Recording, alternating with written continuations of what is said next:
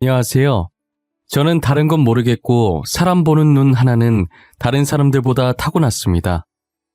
그래서 늘 학창시절과 직장 생활을 하며 쓰레기 같은 인간들을 피해 다녔다며 자부심을 가졌었어요.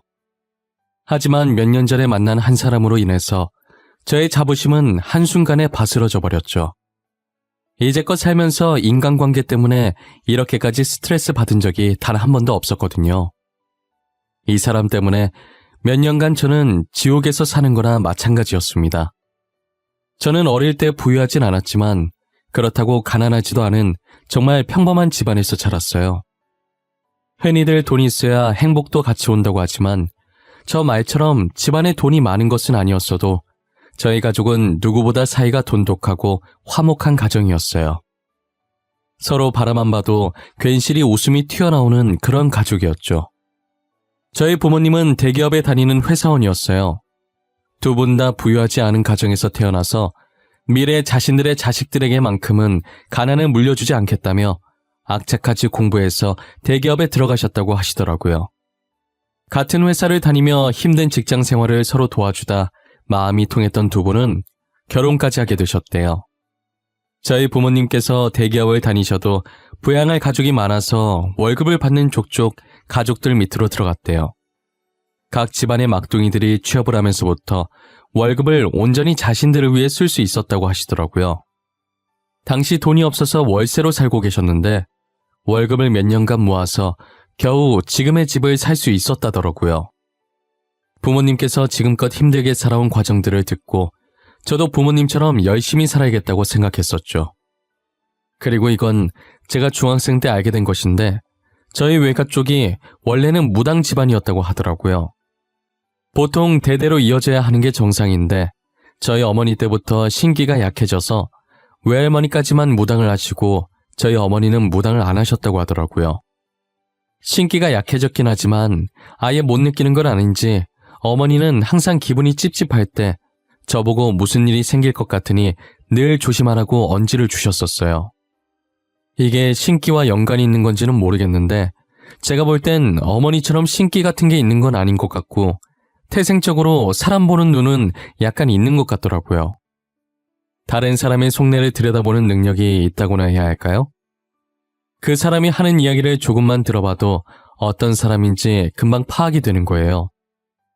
어떤 속셈으로 제게 다가왔고 앞으로 어떤 행동을 할지 예상이 가기 시작했어요. 저는 그런 식으로 제게 도움이 되지 않을 사람들을 피해 다니며 안정적인 인간관계를 유지해 왔었어요.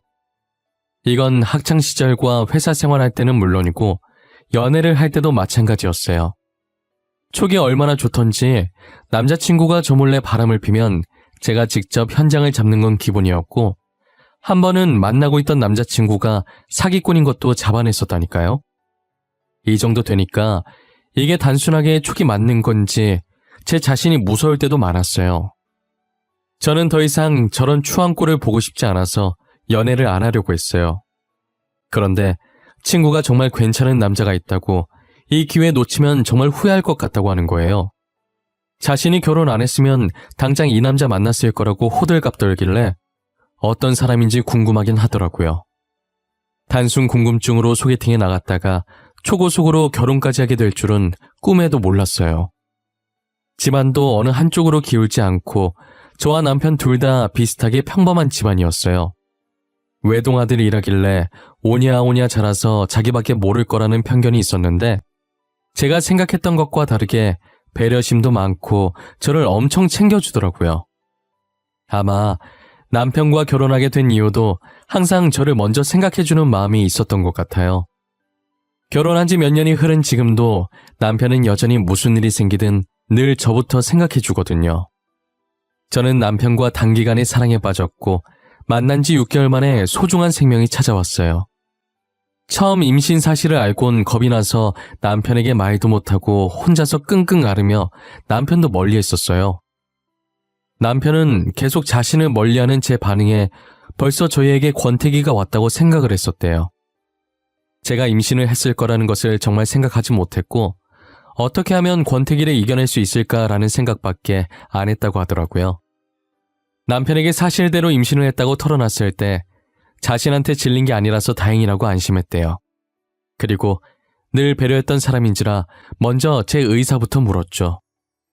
수연아, 너는 어떻게 하고 싶어? 난 너가 어떤 선택을 하든 다 받아들일 거야. 낳고 싶다고 하면 책임질 거고 수술하고 싶다고 하면 그 의견도 존중해 줄 거야. 난 우리가 만난 지 이제 6개월밖에 안 됐는데 잘 살 수 있을까 싶기도 하고 지금 너무 걱정부터 앞서서 잘 모르겠어. 오빠는 어떻게 했으면 좋겠어?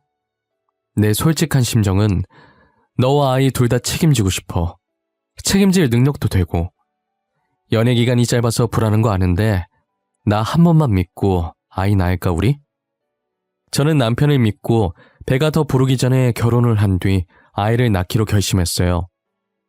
이미 결혼 전 시부모님을 몇 번 뵌 적이 있기 때문에 시댁 걱정도 없었어요. 시부모님이 워낙 저를 딸처럼 잘 챙겨주셨었거든요. 저희 부모님도 시부모님을 보시곤 사람 좋아 보인다고 다행이라고 하셨었어요. 저는 정말 식장을 들어서는 순간에도 결혼을 잘했다고 생각을 했었어요. 신혼여행을 다녀오기 전까지만 해도 말이에요. 저희 남편이 외동이라 시댁살이를 했었는데 집으로 돌아오니 엄청난 일들이 저를 기다리고 있더라고요. 온화하시던 시어머니는 온데간데 없었고 드라마에서만 보던 시집살이가 제 눈앞에 펼쳐졌어요. 친구들도 제 시댁살이를 말렸을 때 제가 사람 볼 줄 안다고 저희 시부모님은 그러실 분 아니라고 자신만만했었는데 역시 시자 붙은 집안은 다 똑같은 것이었어요. 일부러 저를 시키려고 모아둔 건지 밀린 집안일이 잔뜩 있더라고요. 집안도 엉망이고 세탁물도 세탁기에 가득 차 있고 금방 먹은 것 같은 설거지거리들도 쌓여 있고 그야말로 집이 쓰레기장인지 돼지우리인지 모르겠더라고요. 하필 남편이 회사에 급하게 일이 있다고 불려가는 바람에 도와줄 사람도 없었어요. 제게 닥친 현실을 부정하려고 했지만 시어머니께서 저를 부름과 동시에 현실을 직시하게 되었죠. 정신 차려보니 제가 설거지를 하고 있었고 빨래를 돌리고 청소까지 하고 있더라고요. 임신 초기에 몸조심해야 하는데 신혼여행 다녀오자마자 집안일 한다고 몸을 쉬질 못해서 그런지 아랫배가 살짝 당겨오는 기분이 드는 거예요. 혹시나 아기가 잘못되면 어떡하나 걱정했는데 조금 누워있으니까 괜찮더라고요. 날이 갈수록 시어머니의 본성이 드러나기 시작했는데 첫날부터 저 날렸음에도 불구하고 여기서 더 드러날 게 있다니 대단할 지경이었어요. 시아버님께서는 가만히 계셨는데 시어머니께서 제게 뭐라든 말릴 생각이 없어 보이셔서 미웠어요. 제가 임산부라는 사실을 잊으신 것인지 김장을 하라고 하질 않나 제사상을 차리라고 하지 않나 힘든 일만 모조리 제게 시키시더라고요. 그것도 항상 남편이 집에 없을 때만 골라서 말이죠. 남편은 제가 이런 수모를 당하고 있는지 전혀 모르고 제가 괜히 말했다가 모자 사이만 갈라놓는 나쁜 아내, 며느리 될 것 같아서 말도 못하겠는 거예요. 제가 시어머니 때문에 밤마다 남편 몰래 얼마나 울었는지 몰라요. 남편은 제게 한결같이 잘해주는데 남편만 믿고 이 결혼을 이어가도 되는 건지 확신이 안 서더라고요. 그렇다고 분가를 하자니 나이 드신 시부모님 걱정이 되는 건 어쩔 수 없었어요. 혼자서 결혼 생활을 이어갈지 말지 고민하던 와중에 병원에서 연락이 온 거예요. 친정아버지께서 사고를 당하셨는데 머리를 크게 다치셔서 지금 사경을 헤매고 계신데요. 저는 분명히 오전까지 웃으며 전화했던 분인데 간호사가 다른 환자랑 착각해서 잘못 전화한 걸 거라고 아버지 무사하실 거라고 남편과 함께 병원 가는 내내 속으로 몇 번이고 되뇌었는지 몰라요. 남편도 너무 놀라서 운전이 손에 안 잡힐 것 같던지 바로 택시를 잡더라고요. 불안해하는 제 모습을 보고 남편은 어차피 지금 어떤 말을 하든 제게 안 들릴 걸 아는지 아무 말 없이 자신의 따뜻한 손으로 조용히 제 어깨만 감싸주더라고요. 택시에서 내리자마자 다리가 떨리기 시작하더니 말을 제대로 듣지 않더라고요. 결국 남편의 부축을 받고 병원 안으로 들어섰어요. 대기실에 들어가서 켜져 있는 화면을 보는데 수술 중 명단에 친정아버지 이름이 떠 있는 거예요. 아버지 이름을 보는 순간 눈물이 주체가 안 될 정도로 나더라고요. 수연아, 괜찮을 거야. 수술하면 다 괜찮아지실 거야. 너무 걱정하지 말자. 아버님 강한 분이시잖아. 그러니까 잘 이겨낼 수 있게 씩씩하게 기다리고 있자. 응? 오빠, 나 아직 아빠한테 효도도 못 해드렸는데 어떡해? 아빠랑 하고 싶은 게 너무 많이 남았는데 어떡하냐고. 결혼한 뒤로 잘 챙겨드리지도 못하고. 아버님 태어나시고 효도해드리면 되지. 아버님 분명히 이겨내실 거야. 이대로 가실 분 아니야. 아버님은 어떻게 여기까지 오신 분인데. 나 진짜 나쁜 상상하기 싫은데 왜 계속 이상한 느낌이 드는 걸까? 나 무서워. 알잖아, 내 촉 좋은 거. 지금 기분이 너무 무서워. 뒤늦게 저희 연락받고 오신 친정어머니께서 넋을 놓고 대기실로 오시더라고요. 대기실에 앉아있는 저희를 보자마자 다 자기 잘못이라고 주저앉으시더라고요. 다 내 잘못이야. 수연아, 나 때문에 네 아빠가 어쩌면 좋니? 내가 나가지 말라고 더 세게 말렸어야 했는데 다 내 탓이야. 엄마, 그게 무슨 말이야? 엄마 잘못이라니. 엄마가 사고 낸 것도 아니잖아. 이게 어떻게 엄마 잘못이야. 운전자가 잘못한 거지. 내가 바나나 먹고 싶다고 하지만 않았어도 이런 일 없었을 거야. 바나나가 먹고 싶다고 입 밖으로 내뱉는 순간 이상한 기분이 들더라고. 그래서 나가지 말라고 했는데. 저녁을 먹고 바나나 먹고 싶다는 친정어머니의 말에 친정아버지께서 나갈 준비를 하셨다고 하더라고요. 평소에 두 분이 사이가 워낙 좋았던지라 이 말만 들었을 땐 평소와 다를 게 없었어요. 하지만 친정아버지께서 나갈 준비를 할 때 친정어머니께서 알 수 없는 느낌을 받았다고 하시는 거예요. 제가 초반에 친정어머니께서 약간의 신기가 있다고 말했었잖아요. 이상한 느낌을 받고 친정아버지가 못 가게 잡았는데 별일 없을 것이라고 집안 마트 잠깐 가는데 그 사이에 뭔 일이 생기겠냐고 하고 나갔다는 거예요. 저희 친정 아파트 단지에서 바로 길 건너면 대형마트가 있었거든요. 친정아버지께서 신호를 기다리고 있는데 비틀거리는 차를 미처 보지 못하고 사고를 당하신 거죠. 친정어머니의 말을 듣고 가해자를 찾아가니 면허 취소가 될 정도의 음주 상태더라고요. 가해자 부인되는 사람은 미안하다고 연신 고개를 숙이는 거예요. 한두 번이 아니었는지 자연스럽게 합의를 부탁하길래 저는 무조건 징역 살게 할 거라고 합의는 무슨 일이 있어도 절대 해줄 수 없다고 소리친 후 다시 대기실로 돌아왔어요. 친정아버지께서 몇 시간의 긴 수술을 마치고 새벽에 수술실에서 나왔으나 의사 말로는 지금 상태로 장담할 수 있는 게 아무것도 없다고 하시더라고요. 생각보다 너무 크게 다쳐서 오늘 며칠 동안은 지켜봐야겠다고 하셨죠. 친정어머니께서는 일단 본인이 병원에 계속 계시겠다고 하면서 제게 이러다 애까지 잃겠다고 임산부인 저를 집으로 보내시더라고요. 남편이나 저나 발길이 떨어지지 않았지만 아이 때문에 어쩔 수 없이 집으로 돌아왔어요. 제가 시어머니께 정이 떨어지기 시작한 건 집에 도착하고 나서부터였어요. 남편은 집에 도착하자마자 잠도 2시간밖에 못 잔 채 회사로 출근했고 시어머니께서는 남편이 출근하자마자 친정아버지 안부를 묻긴커녕 아침밥 차려달라고 난리인 거예요. 사돈이 지금 생사를 오가고 있는데 어쩜 저럴 수 있는지 이해가 가질 않더라고요. 저는 끓어오르는 화를 눌러 담고 시부모님 아침밥을 차려줬어요. 씻고 다시 병원으로 갈 생각이었는데 시어머니께서 밥 먹다가 저를 보면서 어디 가냐고 하시더라고요. 친정에 들렀다가 병원으로 가보려고요. 아무래도 짐을 조금 챙겨서 가봐야 할 것 같아서요. 설거지 때문에 그러신 거면 놔두세요. 제가 갔다 와서 할게요. 사돈 어른은 안사돈께서 잘 챙기시겠지? 너 시집간 딸은 출가 외인이다. 이 말도 모르니? 이제 너는 우리 집 식구인데 우리는 안 챙기고 지금 누굴 챙기는 거야? 제가 누굴 챙기다니요.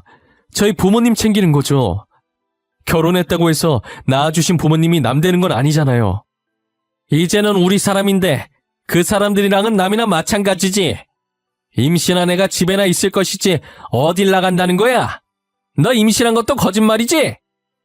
어머님, 저는 여기 있어도 일만 해요. 언제는 절 임산부 취급이나 해주셨어요? 저 여기 있는 것보다 차라리 나가서 저희 아버지 병간호하는 게 훨씬 마음 편해요. 제가 한 말들 중에 틀린 말이 하나도 없자 시어머니 얼굴이 울그락불그락해지더라고요. 그러더니 말로는 안 될 것 같았는지 들고 있던 숟가락을 놓고 제게 와서 뺨을 내려치시는 거예요. 시아버지께서도 밥 먹다가 놀라셨는지 이게 무슨 짓이냐고 시어머니께 소리를 치셨어요. 저는 욱신거리는 볼을 부여잡고 울면서 방으로 들어갔어요. 친정아버지 병간호 하겠다는 게 도대체 뭐가 그렇게 나쁜 건지 모르겠더라고요. 제가 방으로 들어온 뒤 시부모님께서는 안방으로 들어가는 소리가 들리더니 두 분이 싸우시는 건지 큰 소리가 들려오기 시작하는 거예요. 저는 말릴 힘도 없어서 그대로 울면서 잠들었던 것 같아요. 그러다 등 쪽에서 누가 툭툭 치는 느낌이 들어서 봤더니 시어머니께서 발로 제 등을 치고 계신 거예요. 그러면서 저녁 시간이라고 자기 저녁밥 내놓으라는 게 아니겠어요? 뭐 이쁘다고 정성스럽게 차리나 싶어서 그냥 대충 차려주고 나왔더니 반찬이 이게 뭐냐고 어찌나 난리를 치던지 귀에서 피날 뻔한 거 대꾸할 기운도 없어서 방으로 돌아와 버렸죠. 남편이 퇴근하고 오면 친정아버지 병간호를 갈 생각이었어요. 그런데 퇴근할 시간이 한참 지났는데도 남편이 회사에서 올 생각을 안 하는 거예요. 그래서 전화해봤더니 시어머니께서 임산부 병원에 못 가게 하라고 했다면서 자기가 대신 병원에 병간호하러 왔다고 하는 거예요. 남편을 부르는 친정어머니의 목소리가 들리는 거 보니 정말 병간호하러 간 모양이더라고요. 아직도 그날만 생각하면 남편에게 너무 고마웠어요. 다음 날은 무슨 일이 있어도 제가 직접 가려고 했는데 또 쓰잘데기 없는 일들을 시키시더라고요. 제가 시집 오기 전에도 안 했던 창고 정리를 지금 해야 한다 하질 않나. 찻장에 있는 잔들을 쓰지도 않으면서 당장 다 닦아야 한다 하질 않나. 나중에 해도 될 일들을 지금 바로 하지 않으면 죽는 사람같이 행동해서 어쩔 수 없이 해드렸어요. 결국 하루가 지나고 이틀이 지나도 저는 아버지 병실에 갈 수 없었어요. 남편도 그날 이후로 회사 일이 바빠 야근이 잦아져서 결국은 친정어머니 혼자서 병간호를 다 하셨죠. 그러다 결국 저희에게 일이 터져버리고 말았어요. 어김없이 쓰잘데기 없는 핑계로 일을 시켜서 하고 있었는데 아랫배가 욱신거리기 시작하더라고요. 간혹 그럴 때가 있어서 이번에도 그러다 말겠지 했는데 이게 점점 심해지더니 서 있을 수도 없을 만큼 배가 아파와서 결국 배를 부여잡고 쓰러졌어요. 쓰러지자마자 주머니 속에 있던 전화가 미친 듯이 울리기 시작하는 거예요. 저는 간신히 전화 받고 배가 아프다는 말만 되뇌이다가 그 뒤로는 의식을 잃어서 기억이 나질 않아요. 눈 떠보니 흰 천장에 눈 살짝 부실 정도의 밝은 조명이 보이더라고요. 고개를 살짝 돌려보니 남편이 제 옆에서 아이처럼 울고 있었어요. 오빠, 왜 울고 있어? 걱정했어? 나 괜찮아. 회사는 어쩌고 온 거야. 요즘 일 많아져서 바쁠 텐데. 수연아, 어떡하냐? 우리 진짜 어떡하냐, 수연아. 나도 이렇게 심장이 아픈데 넌 얼마나... 오빠 불안하게 왜 그래? 무슨 일인데 제대로 말 좀 해봐. 아니지? 내가 생각하는 그거 아니지? 울지만 말고 말 좀 해봐. 애기가 우리 곁을 떠났어. 그리고 아버님도 같이 떠나셨어. 우리 애기랑 손잡고 떠나셨어. 우리 진짜 어떡해. 수연아, 수연아. 저는 남편의 말에 충격을 받아서 그대로 의식을 잃었어요. 뱃속에 있던 아기도 떠나보냈는데 거기다 친정아버지까지 떠나보낸 거예요. 제가 쓰러질 때 전화 왔던 게 친정아버지 부고를 제가 알리려고 저희 친정어머니께서 전화하셨던 거예요. 친정어머니는 배 아프다는 제 말에 아이가 잘못될 거라는 걸 직감하고 구급차를 부르려고 했는데 집 주소를 몰라서 남편한테 전화를 했다고 하시더라고요. 시어머니에게 불려다녀 끝끝내 친정아버지 병실에 가보지도 못했고 아이까지 떠나보냈어요. 저는 아직도 그날이 생각나서 시어머니를 저주하고 싶은 마음이 간절히 들어요. 친정아버지 마지막 가시는 모습도 못 본 불효녀가 저 말고 또 있을까요? 지금 이 글을 쓰면서도 다시 그 기억을 끄집어내려고 하니 많이 사무칩니다. 시간을 되돌릴 수 있다면 얼마나 좋을까요? 시어머니께서는 저희 친정아버지 장례식장에 와서도 제 속을 뒤집어 놓으셨어요. 자기가 일 시켜서 유산하게 됐는데 뻔뻔하게 제 멱살을 잡으면서 자기 손주 살려내라고 소리치더라고요. 친정어머니와 남편이 달려와 지금 뭐하는 짓이냐고 시어머니 손을 떼면서 일단락되는 줄 알았는데 그 자리에 주저앉으면서 장례식장 떠나가라 우시는 게 아니겠어요? 조문 온 사람들이 다 저희 쪽으로 쳐다보니까 결국 남편이 시어머니를 밖으로 끌어냈어요. 장례식이 끝나고도 시부모 잘못 만나 꼬이기 시작한 제 인생이 안타까워서 눈물이 멈추질 않더라고요. 솔직한 심정으로는 그 당시에 모든 걸 다 포기하고 친정아버지 곁으로 가려고 했었어요. 친정아버지도 잃고 소중한 제 아이도 잃었는데 과연 제가 계속 살고 싶은 마음이 있었을까요? 하지만 홀로 남은 친정어머니가 생각나 다시 마음을 다잡고 살아보자고 생각했죠. 제가 마음을 다잡은 지 얼마 지나지 않아 시아버지께서 병에 걸리신 거예요. 간암 말기로 이미 암 진행이 많이 된 상태라 수술을 할 수 없을 정도라고 하시더라고요. 남편은 자신의 부모님이니 애초에 저한테 부탁할 생각조차 하지 않았고 자신이 휴직을 쓰든 해서 병간호를 하겠다고 했어요. 그 소리를 들은 시어머니께서 당연히 가만히 계실 리가 없었죠. 집에서 버젓이 놀고 있는 사람이 있는데 왜 네가 휴직을 쓰니? 너가 일 안 하면 우리 집 뭐 해 먹고 살라는 거야? 제가 모아둔 돈 있어요. 당분간 그거 가지고 생활하셔도 충분해요. 그리고 집에서 놀고 있는 사람이 어디 있어요? 어디 있긴. 일 안 하고 집에서 놀고 먹는 니네 마누라 있잖아. 이제 며느리도 우리 집 식구인데 며느리가 시아버지 모셔야지 왜 엄한 사람이 휴직을 한대? 어머니, 집사람 임신했다는 핑계로 장인어른 병간호 못하게 해놓고 지금 남의 아버지 병간호를 시키겠다고요? 말이 되는 소리를 하세요. 그리고 어머님, 제가 집에서 논다고요? 저 이 집에 시집와서 단 한 번도 놀아본 적 없어요.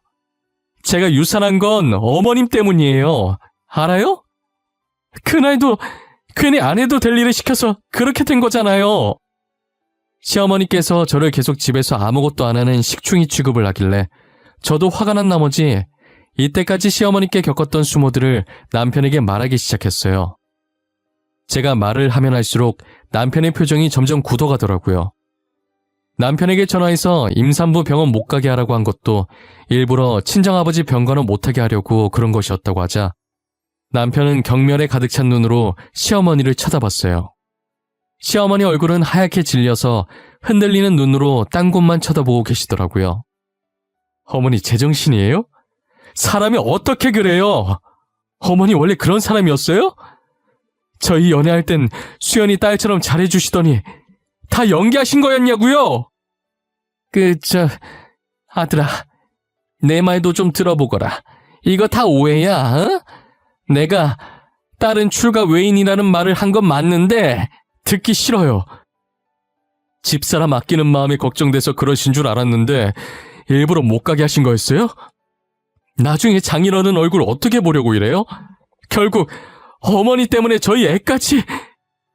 어머님, 그 와중에 변명하시려고 하신 거예요? 제가 한 말 중에 과장된 말 하나도 없어요. 그리고 저희 애 어머님께서 그렇게 만들어 놓고 장례식에서 어쩜 그렇게 뻔뻔하게 저한테 그러세요? 그럼 아버님 장례식에 와서 손주 살려내라고 소리 지르던 것도 다 연기였어요? 저 이제 어머니가 무서워요. 다시는 보고 싶지 않아요. 저희 분가할 거고 아버지도 어머니께서 모시세요. 남편은 그간 제가 당한 고통이 이것과는 비교도 안 되겠지만 반의 반만이라도 느껴보려고 하면서 시아버지의 병간호를 시어머니께 맡기시고 연을 끊어버렸어요. 저희는 그 길로 집에 돌아와 짐을 정리하고 분가를 해서 둘이서 살기 시작했죠. 저는 가끔씩 친정아버지와 아이가 떠나던 날을 생각하며 울었어요. 남편은 그럴 때마다 아무 말 하지 않고 저를 감싸주면서 같이 울어주었죠. 시어머니와 함께 살지 않으니 숨통이 트이는 기분이었어요. 그렇게 1년 정도 살다 보니 늘 제 곁을 지켜주는 남편 덕분에 아팠던 기억도 이젠 어느 정도 아물고 더 이상 아프진 않지만 지워지지 않는 흉터로 여전히 남아있더라고요. 모닝커피를 마시다 문득 쎄한 기분이 한순간에 저를 덮치더라고요. 저는 곧장 방에 들어가 남편에게 잊고 있었던 시아버지의 상태를 물어봤어요. 제 물음에 귀신을 속여도 저는 못 속이겠다고 하면서 웃길래 왜 그러냐고 했더니 안 그래도 방금 전화로 부고 소식 들었는데 끊자마자 제가 방으로 들어왔다는 거예요. 가끔 저도 이런 쪽으로 제 촉이 맞을 때마다 깜짝깜짝 놀라곤 해요. 남편이 저보고 같이 가겠냐고 물어보길래 시아버지께서 제게 뭔 짓을 한 건 아니지만 시어머니를 말려주시지 않아서 좋은 감정이 있었던 게 아니라 안 가겠다고 했어요.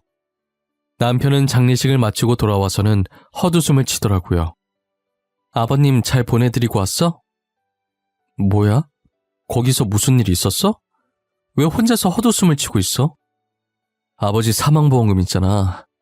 그거 다 나한테 왔다? 원래 어머니한테 가야 되잖아.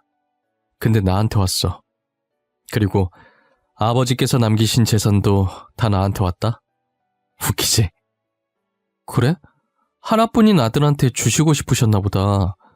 어머님이랑 아버님도 사이가 안 좋으셨나 봐? 그러니까 어머님한테는 하나도 안 남기고 오빠한테 주셨겠지. 아버지께서 나랑 너한테 편지 남기셨거든? 나한테 주신 편지 읽어보는데 가관이더라. 여기 수연이 너한테 남긴 편지도 있어. 읽어봐. 남편이 제게 건넨 건 시아버지께서 돌아가시기 전에 저희에게 남긴 편지셨어요. 돌아가시기 직전에 저희에게 남기신 듯 평소 정갈하던 글씨가 삐뚤빼뚤했어요. 그동안 저와 지내면서 미안했던 감정들을 편지에 담으셨더라고요. 평소 시어머니께서 성격이 보통이 아니시라 시어머니를 말리게 되면 집안 살림이 다 날아갈까봐 시어머니께서 제게 못되게 굴어도 말리지 못했다고 하더라고요. 제가 뺨을 맞고 처음으로 화내신 날 안방에 들어가시더니 두 분이서 싸우는 소리가 들렸다고 했잖아요. 그날도 안방에 있던 물건들을 시아버님께 던지고 소리 지르고 난리가 났다고 하시더라고요. 그동안 시어머니께서 제게 행했던 행동들이 너무 못해서 가남이라는 소식을 듣자마자 사망보험금과 전재산 수령인을 남편에게 돌려놨더라고요. 그리고 그 돈을 저와 남편이 반반씩 나눠 가지라고 자신이 주는 처음이자 마지막 용돈이라고 하시면서요. 저는 그 삐뚤빼뚤한 편지를 읽고 엄청 울었던 것 같아요. 시아버지 장례식에 갈 걸 그랬다며 후회하기도 했었죠. 저는 시아버지의 편지를 읽고 울기 바빴는데 뒤이어 들리는 남편의 말에 울음이 쏙 들어가더라고요. 시아버지께서 남편에게 남긴 편지 내용은 정말 기가 막혔어요. 시어머니께서 시아버지를 제대로 돌보지도 않았고 생각보다 시아버지께서 오래 살게 되자 입에 담을 수 없을 악담을 퍼부었다고 하더라고요. 남편이 영 끊기면서 생활비도 끊어버리자 돈이 없다며 사망보험금을 자기한테 달라고 했다는 거예요. 이게 죽을 날 받아놓은 사람에게 할 소리냔 말이에요. 저는 남편의 말에 믿기지 않아서 직접 편지를 봤는데 진짜 열불이 나더라고요. 남편도 진작에 영 끊길 잘했다고 더 이상 어머니 없는 셈 칠 거라고 하더라고요. 어떻게 사람의 탈을 쓰고 아픈 사람에게 저런 말을 할 수 있을까요? 제가 아무리 이해해보려고 해도 절대 이해할 수 없는 행동이었어요. 시어머니께서는 가족들 다 등 돌린 지금 혼자 남아서 본인이 무엇을 잘못했는지 곰곰이 생각해보고 지난 날들을 반성했으면 좋겠어요. 시간이 참 빠르게 지나간다고 느끼는 게 벌써 시아버지께서 돌아가신 지 3년이 되었어요. 3년의 시간이 흐를 동안 시어머니께서 뭐라고 지내시는지는 아무도 몰라요. 저희 가족도 시아버지께서 주신 돈 가지고 다른 곳으로 이사를 가버렸거든요. 현재 저희 부부는 친정어머니를 모시고 3명이서 살고 있어요. 고맙게도 남편이 먼저 같이 사는 게 어떻겠냐고 제안을 하더라고요.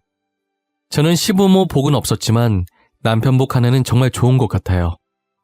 그동안 저희에게 다시 찾아온 인연이 없었는데 며칠 전에 병원에서 기쁜 소식을 들었어요. 4년 만에 제 뱃속에 새로운 생명이 자리 잡았다는 소식을요. 저희 곁을 잠시 떠났던 아이가 4년 동안 길을 잃어서 이제서야 다시 찾아와 준 거라고 생각하려고요. 이제 나쁜 기억들은 다 잊고 제 곁에 남아있는 사람들과 좋은 추억 만들어 나가려고 합니다. 이 사연을 보시는 모든 분들도 저처럼 힘든 일이 있더라도 이겨내시고 좋은 일들만, 웃음이 가득한 일들만 가득하시길 바랍니다. 감사합니다.